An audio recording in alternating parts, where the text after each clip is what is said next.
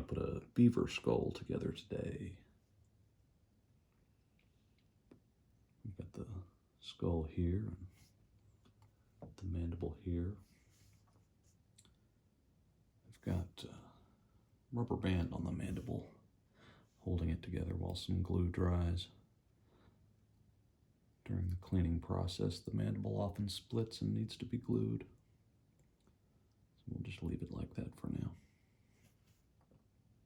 Just a little bit of super glue on each side. Takes care of that. When working with beaver, it's very important to make sure that we have our teeth in order before we glue them in. Beaver teeth are very tedious. They all are similar shapes, similar sizes. So sometimes it's difficult to tell what goes where, because almost all of them fit in every space, with a few exceptions. So what we're looking for is for all of those teeth to line up fairly evenly and flush. And one of the more fascinating aspects of beavers that a lot of people don't know is that their teeth in the front never stop growing. So you actually only see this much of the tooth, but when you remove them from the skull, you can see that they actually wrap around the entirety of the jaw. And toward the back, they are hollow.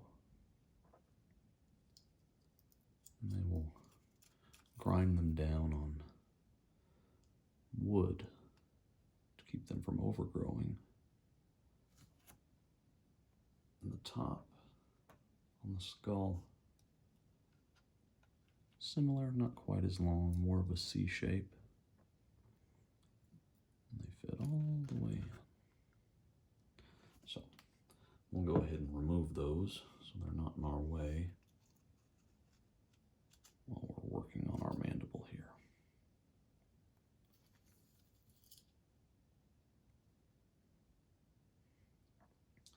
Something interesting that I discovered while I was macerating these bones was that the orange part of the incisors turned black, and I was worried that they were going to stay black and that I'd have to paint them or do something to get that orange color back. But interestingly enough, after soaking them in peroxide for a few days, the color returned.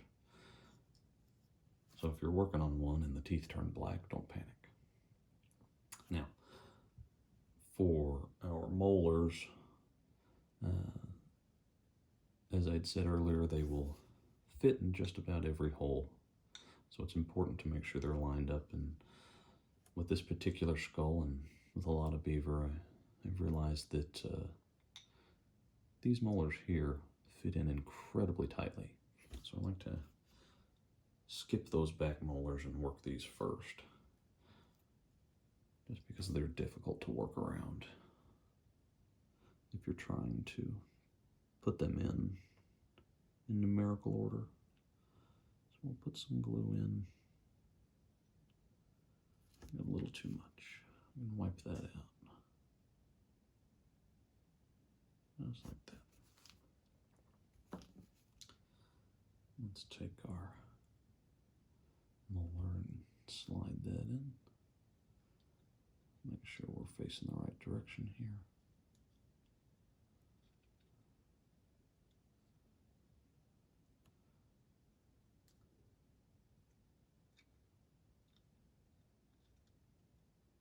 There we go. Maybe not. Again, these are the most difficult ones, so I like to get them out of the way. There we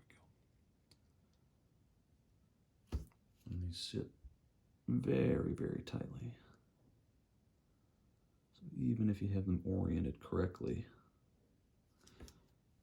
sometimes they're hard to fit in.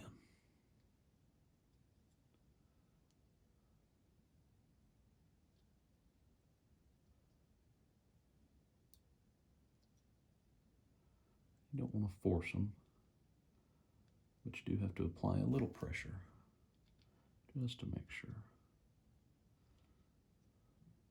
There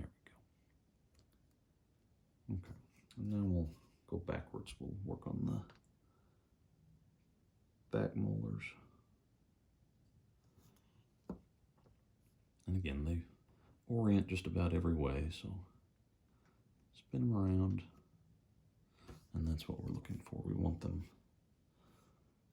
to line up flush. We want them flat.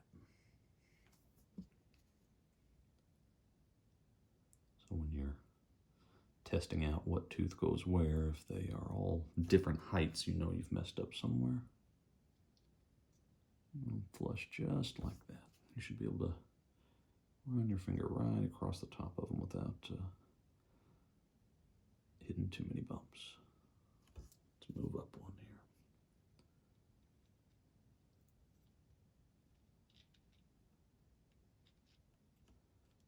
There we go.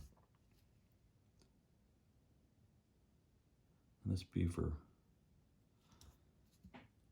she was hit by a car, unfortunately.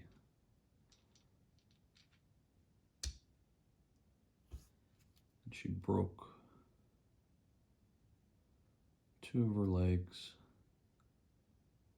And unfortunately succumbed to her injuries before she could receive any help. And in the process, she broke 2 of her teeth. 2 incisors, top and bottom, on the same side. So I've had to reassemble those, glue them together. And I'll show you what that looks like. So this incisor split right here at the gum line. Right there, you can see. And I just put a little glue on there and put them back together. So, for the incisors, even though that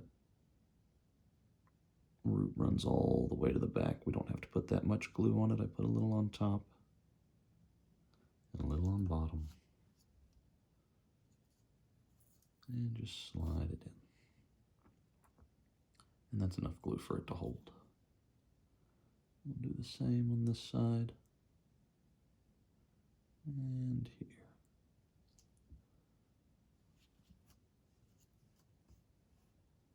We'll take that. And careful of the hollow end. If you catch it wrong, it'll split. And it slides all the way in.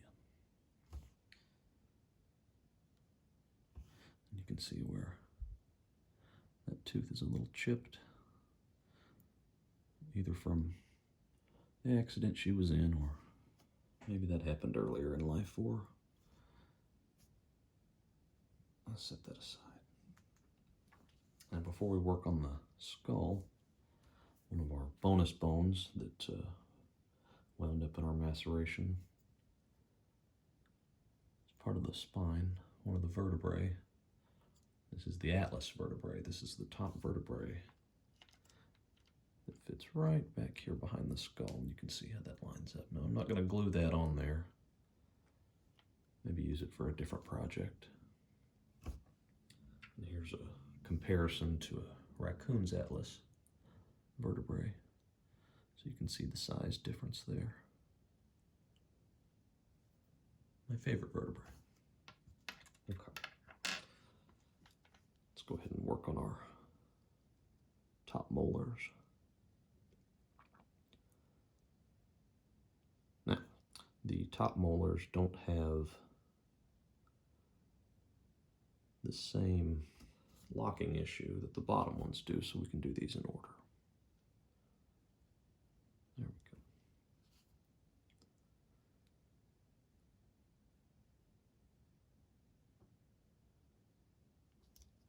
Beavers are very fatty animals by nature, so I did have to degrease this girl for a while. And what I do is, after they're mostly clean, I will take a Tupperware and fill it with cold water and clear Dawn dish soap. I'll let them soak for a little while, about a week. And that helps to leach any extra fat out of the bones. And then peroxide for a week, just to whiten them up. And those click right in place, nice and flush. And the other side.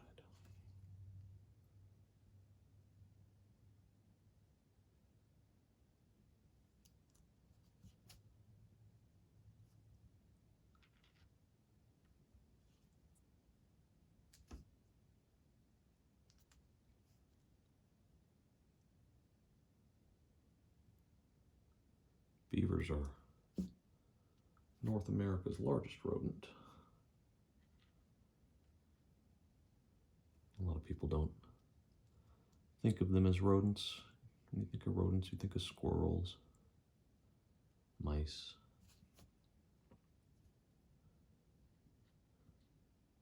But all of our rodents have the same incisor style that travel through the skull much deeper than you would expect. So if you're working on a squirrel skull, you'll see the same thing but smaller. We're going to do the same thing on the top that we did on the bottom. We're just going to put a little on the inside, on both sides. And here's where our top incisors split. Right here. And just glue it together. And it's right on the gum line, so we're not going to see that.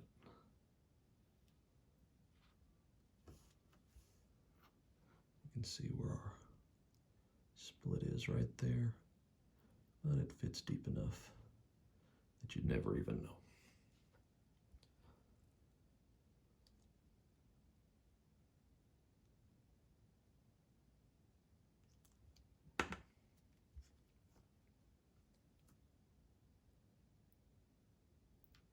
And our last one, all the way in.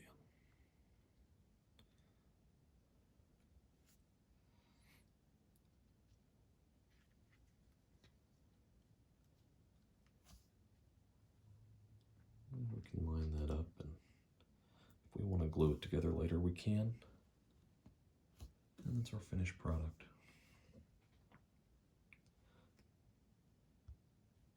Now, just like other mammals, if you're trying to tell the difference between the males and the females, and you just have the skulls, what we look for is the size of the sagittal crest here, this ridge that runs along the top of the skull. So you can see we're fairly flat, a little bit raised. And when we compare that to a male, you can see that we're raised quite a bit more. We've got a larger sagittal crest.